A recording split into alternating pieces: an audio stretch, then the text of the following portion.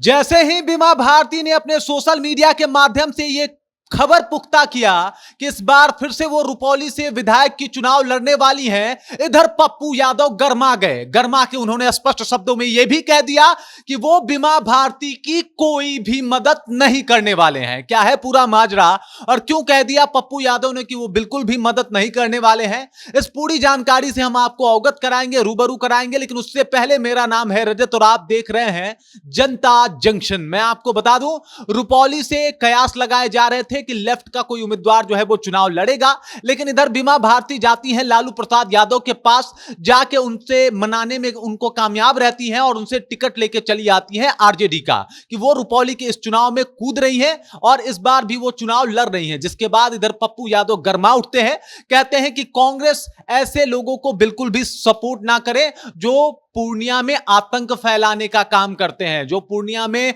कहीं ना कहीं विकास को अवरोध करते हैं, विकास के विरुद्ध काम करते हैं और इस तरीके की बात करते हुए नजर आए। इसके बाद उन्होंने यह भी कह दिया कि नियमतः तो यह सीट लेफ्ट को जाना चाहिए था, लेकिन लेफ्ट को यह सीट नहीं दिया गया। तो मैं सीधे तौर पे कह देता हूं कि पप्पू यादव इस चुनाव में कोई मदद नहीं करने वाला और यही अपील वो कांग्रेस से भी कर रहे हैं कि इस चुनाव में कहीं ना कहीं बीमा भारती को कोई मदद कांग्रेस की तरफ से नहीं पहुंचनी चाहिए। जिसके बाद बिहार में सियासत तेज हो गई और यह भी माना जाने लगा कि इंडिया गठबंधन में फूट पड़ सकता है, इंडिया गठबंधन में दरार आ सकता है। वजह है पप्पू यादव का जिद। और कहीं ना कहीं जब रुपौली में ये फिर से चुनाव लड़ने की घोषणा कर देती हैं वहां की पूर्व विधायक बीमा भारती, तो वहां पे मामला कहीं ना कहीं बहुत ज्यादा अलग हो जाता है और वहां पे कई सारे नेता, कई सारे लोग जो हैं वो लगातार कोशिश में थे कि इस बार उनको टिकट मिलनी चाहिए थी, लेकिन फिर से बीमा भारती जो है वो बाजी मार गई। लालू प्रसाद यादव से जाके वो मिली और लालू प्रसाद यादव ने उन्हें आरजेडी का टिकट थमा दिया,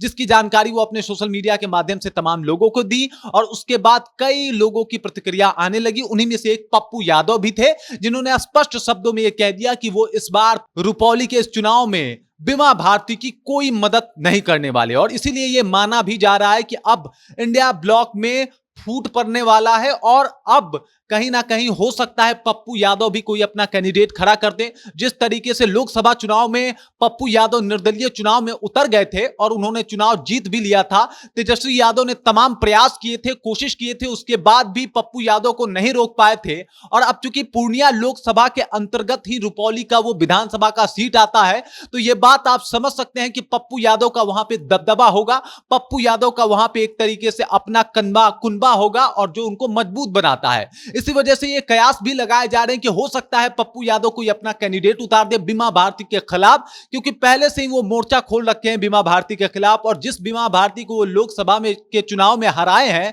वो कभी नहीं चाहेंगे कि विधानसभा चुनाव में उनकी जीत हो। तो ये माना जा रहा है और अगर वो अपना कैंडिडेट खड़ा करते हैं या फिर इस तरीके से कुछ भी कहते हैं या करते हैं, तो हो सकता है कि इंडिया ब्लॉक में जो है वो फूट देखने को मिले और इसके सबसे बड़े वजह बनने वाले हैं पप्पू यादव। पप्पू यादव जिस तरीके से अभी एक्शन मोड में है पूर्णिया में, ये माना जा रहा है कि पप्पू यादव उभरते हुए एक बहुत बड़े नेता है और वो कहीं ना कहीं तेजस्वी का मार्ग रोके हुए बिहार में खड़ा है। बाकी इस बात को लेके आप क्या सोचते हैं, पप्पू यादव के इस बयान के बारे में आपका क्या कहना है? कृपया कॉमेंट सेक्शन में जाइए और कॉमेंट करके अपना विचार हम तक जरूर पहुंचाइएगा। बाकी पप्पू यादव तो बिल्कुल खिलाफ है बीमा भारती के। आपको उनका यह रवैया कैसा लगा, कृपया कमेंट के माध्यम से अपना विचार हमारे साथ साझा कीजिए। बाकी मेरा नाम है रजत और आप देख रहे हैं जनता जंक्शन।